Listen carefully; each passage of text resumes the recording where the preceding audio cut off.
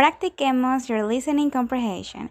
Este video te ayudará a construir nuevo vocabulario y practicar your listening skills. So, let's get started. Task number 1. Don't try to understand everything. Listen for the main idea of what the video is about. You can pause the video or rewind it and watch it again if you need to. Women in technology. Now that's something you don't see or hear about too often. It's a well-known fact that women are underrepresented in the fields of science, engineering, and tech. Only 8.5% of Silicon Valley companies have a female board director, and just 2% of open-source developers are females. But why? Studies often cite education, support, and role models as the main reasons. At the launch of Her Code in San Francisco, I spoke with some females about their experiences in the tech sector. I came to the Valley 4.5 years ago, and I'm, planning on starting my company, and it was sort of out of the idea of trying to help other women who are already further along starting their companies. There's a lot of barriers to meeting investors, but also to getting feedback on your idea. You don't know if what you're building is actually worth your time and your effort. There aren't that many women who start companies. It takes a lot to start a company. You're basically giving up all your salary usually, so you really have to have a high degree of confidence that you can really do it. I meet with about 1,000 startups a year, and a small number of those, relatively, have women as co-founders or as part of the founding team. We decided to look at women in technology in the Silicon Valley.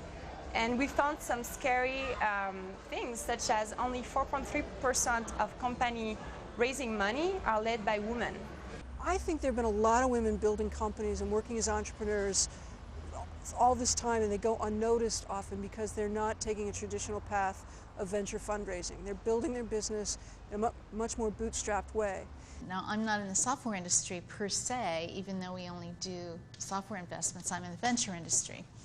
There are fewer women, the firms are smaller, so a lot of the sort of competitive forces you see among dominant males comes forward in partner meetings. I think that's kind of an enduring challenge, that there aren't that many women in tech, but I think that there's a big change that's coming, and I think that's partly what we found through our study. From my observations, when I first came here, I was always the one or the second female at any networking event.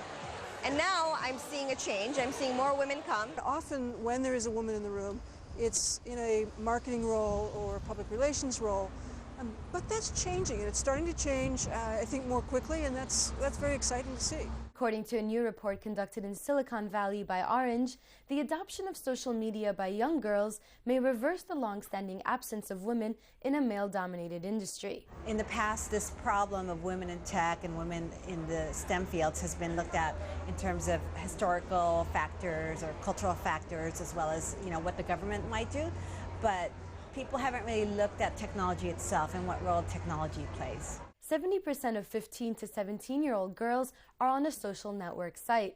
75% more girls blog than boys, and 45% more girls create web pages than their counterparts. The new generation of young girls who were born after 1995, and their use, being digital natives, and their use of computers and technology, and how they kind of are involved in storytelling, and many of the programs that they work with to create content in a way teach them how to program as well. So I think that there's this big difference now with the younger generation of girls and their comfort level in terms of using technology as part of their everyday life.